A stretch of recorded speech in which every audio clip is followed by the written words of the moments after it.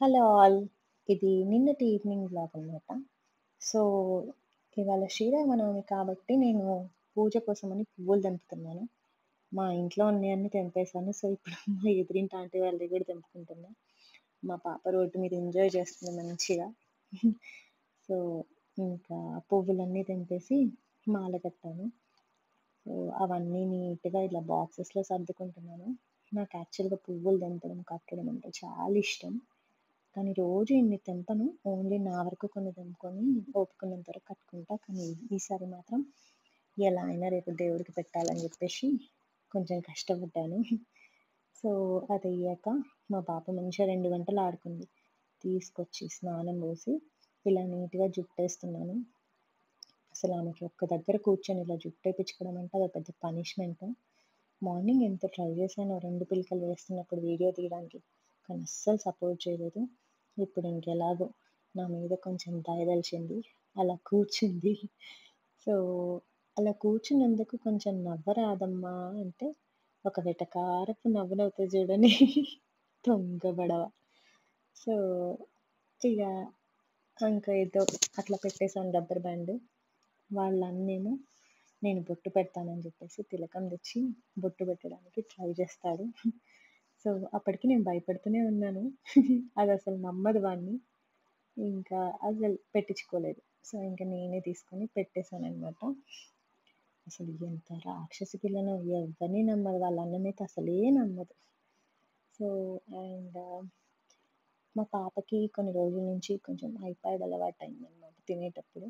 So, ఇంకా అది మాన్పించాలని జెప్పేసి డిన్నర్ ఇలా బయటికి తీసుకొచ్చి పెడుతున్నాను. ఒక చాక్ ఇచ్చి రోడ్ మీద స్టాండింగ్ లైన్, స్లీపింగ్ లైన్ రాయమ్మా అంటే ఇంకా రాస్తుంది. సో, వాళ్ళింక అలాంటి కొన్ని అలవాట్లు మానాలంటే మనమే ఎంటర్‌టైన్ జేయాలి ఓపిక తెచ్చుకొని. ఏం చేస్తాం ఇంకా. ఇప్పుడు వాళ్ళ టైం నడుస్తుంది. సో, ఇంకా అలా డిన్నర్ చేస్తూ అత్తయ్య, నేను వాకింగ్ చేస్తున్నాను దానికి తినిపిస్తూ. అండ్ ఇది మా పాప ఫేవరెట్ స్లైడ్ అనమాట. మనం ఎంత పెద్ద పార్క్‌కి తీసుకెళ్ళి అక్కడ స్లైడ్స్ ఇచ్చినా కూడా ఇలా ఆడదు. ఈ స్లైడ్ మీదనే ఆడుతది. దానికి చిన్నప్పటి నుంచి కంఫర్టబుల్ ఉన్న ప్లేస్ ఇది. అండ్ ఆఫ్టర్ డిన్నర్ మా బాబు ఒక హెల్తీ రెసిపీ ప్రిపేర్ చేస్తున్నాడనమాట. చల్దన్నం. అది వాడికి ఇష్టమైన బ్రేక్‌ఫాస్ట్. మా ఇంట్లో అందరికి ఆఫ్‌కోర్స్. సో, దానికోసమని మట్టి బౌల్‌లో ఫస్ట్ కొంచెం పెరుగు వేశాడు. అండ్ అలాగే కొర్రలు అండ్ రైస్ మిక్స్ చేసి అన్నం వండాను. అది కొంచెం మెత్తగా కుక్ చేసుకోవాలి. సో, దాన్ని నీట్‌గా కొంచెం మెత్తగా అనుకొని దాన్ని మళ్ళీ మనం అంతా తీసి మట్టి బౌల్‌లో వేసుకోవాలనమాట. వాడు చాలా జాగ్రత్తగా, నీట్‌గా కొంచెం గూడా మిగిల్చకుండా తీస్తున్నాడు. మా బాబుకి యాక్చువల్‌గా ఇలా చేయడం చాలా ఇష్టం. వాడు తినేది వాడు తెలుసుకొని చేస్తే మనకే మంచిది గదా! దానికి అది చేయడానికి మనం ఎంత కష్టపడుతున్నామో పిల్లలకు అర్థమవుతది. దాని వాల్యూ కూడా తెలుస్తది ఫుడ్ వాల్యూ. సో, మొత్తం తీసి బౌల్‌లో వేశాడు. అండ్ దెన్ కొన్ని వాటర్ వెయ్యమ్మా అని నేను పక్క నుండి చెప్తున్నాను. యాక్చువల్‌గా మనం ఈ రెసిపీలో ఎక్కువ పాల కన్నా వాటర్ ఏస్తేనే టేస్ట్ బావుంటది. అండ్ మంచిగా ఫర్మెంట్ గూడా అవుతది. పాలు ఏదో వేసామా అంటే వేసామా అన్నట్టు వేయాలి. ఒక హాఫ్ గ్లాస్. వాడిప్పుడు పాలు వేశాడు. సో, పాలు, water and curd with rice అవన్నీ వేసి మంచిగా మెత్తగా మ్యాష్ చేసుకోవాలనమాట. హ్యాండ్‌తోని మంచిగా మ్యాష్ చేస్తూ మిక్స్ చేయాలి. సో, అది కొంచెం గ్రేవీ కన్సిస్టెన్సీలోనే ఉండాలి.